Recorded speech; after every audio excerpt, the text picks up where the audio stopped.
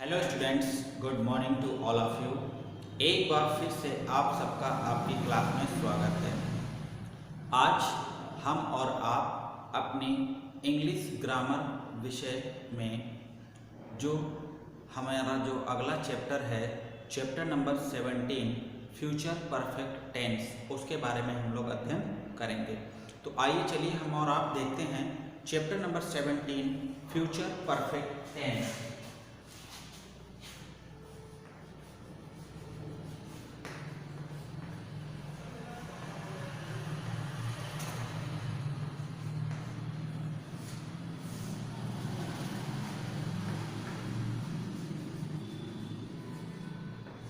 Future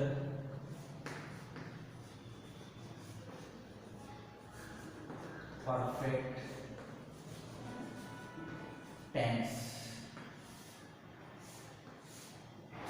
future perfect tense, जैसा कि आपको इसके नाम से ही आभास हो रहा होगा कि फ्यूचर मीन्स भविष्य, परफेक्ट मीन्स पूर्ण और टेंस मीन्स काल, यानी कि ऐसा कार्य या कोई भी ऐसी घटना जिसके पूर्ण होने की जानकारी हमें मिलेगी, और वो भी किस समय में? आने वाले समय में। अर्थात कोई भी घटना या किसी भी कार्य के पूर्ण होने का जो समय होगा वो हमारा भविष्य काल होगा, उसे हम कहेंगे future perfect tense. Future perfect tense में किसी भी काम या घटना के समाप्त होने का समय जो होता है वो आने वाले समय में दर्शाया जाता है। ऐसे काल में जो फ्यूचर परफेक्ट टेंस के जो वाक्य होंगे हमारे, उन वाक्यों में कभी कभी एक ही जो सेंटेंस रहता है उसमें दो वाक्य या उपवाक्य जुड़े रहते हैं। यानी कि कभी कभी हम कह सकते हैं कि इस टेंस में दो वाक्य होते हैं। जब ऐसी स्थिति होती है तो उन स्थितियों में हम एक जो समाप्त होने वाला काम पहले होता है उसकी अंग्रेजी फ्यूचर परफेक्ट टेंस में बनाते हैं, और बाद में जो समाप्त होने वाली अंग्रेजी वाक्य है उसकी अंग्रेजी हम बनाते हैं प्रेजेंट के इंडेफिनिट में। तो यानी कि जब दो वाक्य दिए होंगे इस टेंस में तो उनमें एक वाक्य में काम पहले समाप्त हो जाएगा, उसके बाद दूसरा वाला काम शुरू होगा। तो आइए चलिए हम देखते हैं इस फ्यूचर परफेक्ट टेंस को। इस टेंस में काम के पूर्ण होने का जो समय है वो भविष्य काल अर्थात आने वाला समय होता है। आने वाले समय में इसमें काम का पूर्ण होना पाया जाता है। कभी कभी ऐसा भी होता है कि इस टेंस के वाक्यों में दो वाक्य जुड़े होते हैं। अगर एक वाक्य दिया है तो सिंपल हम उसकी अंग्रेजी फ्यूचर परफेक्ट टेंस में बनाएंगे, लेकिन यदि उस वाक्य में हमारा दो वाक्य दिए हों, यानी कि दो वाक्य मिलकर के एक वाक्य बनाएं, दो वाक्य जुड़े होते हैं, तो एक वाक्य में जो काम होता है वो पहले समाप्त हो जाता है और उसके बाद दूसरा काम शुरू होता है। तो यानी कि ऐसे वाक्यों में यदि ये टेंस है आपका फ्यूचर परफेक्ट टेंस, उसमें जब दो वाक्य दिए हों आपको तो वहां पर एक काम पहले समाप्त हो जाएगा, उसके बाद दूसरे काम का शुरू होना पाया जाएगा। तो ऐसी स्थिति में हम इनको कैसे इंग्लिश में अनुवाद करेंगे उसके बारे में हम आगे सीखते हैं। लेकिन उससे पहले हम ये जानेंगे कि फ्यूचर परफेक्ट टेंस के जो हिंदी वाक्य हैं हम कैसे पहचानेंगे कि वह दिया हुआ वाक्य हमारा फ्यूचर परफेक्ट टेंस का है।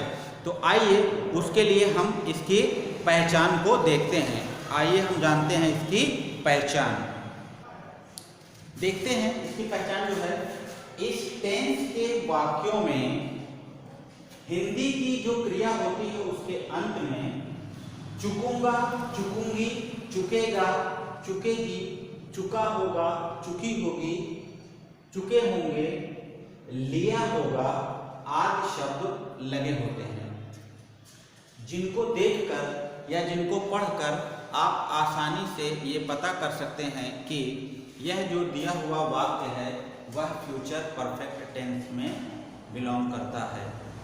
तो हमने उसके बारे में जाना, फ्यूचर परफेक्ट टेंस क्या होता है, हमने उसकी पहचान के बारे में जाना कि कैसे दिए हुए हिंदी वाक्य को हम पहचानेंगे कि वो फ्यूचर परफेक्ट टेंस का है। अब बात आती है उसको अंग्रेजी में अनुवाद करने की। तो चलिए आइए अब हम देखते हैं अंग्रेजी बनाने के नियम। यदि हमारे इस टेंस में दो वाक्य दिए हों एक साथ, तो इस टेंस में दो वाक्य एक साथ जब दिए हों तो जो काम पहले समाप्त होता है, जो भी काम पहले समाप्त होगा उसकी अंग्रेजी हम पहले बनाते हैं और दूसरे काम की अंग्रेजी बाद में बनाते हैं। पहले जो होने वाला कार्य है उसकी अंग्रेजी को हम फ्यूचर परफेक्ट टेंस में बनाते हैं और जो बाद में समाप्त होने वाला कार्य है उसको हम प्रेजेंट इंडेफिनिट टेंस में बनाते हैं।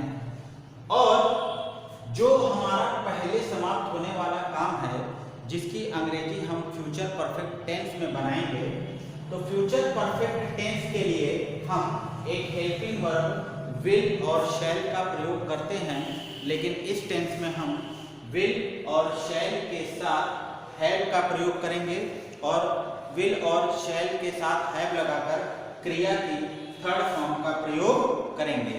यानी कि यहाँ पर हम जो है विल हैव या शैल हैव के साथ क्रिया की थर्ड फॉर्म का प्रयोग करेंगे।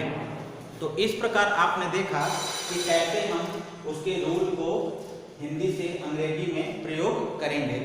आइए अब इनसे संबंधित हम इनके स्ट्रक्चर्स के बारे में ध्यान देते हैं, जो कि सबसे पहला आता है हमारा अफर्मेटिव।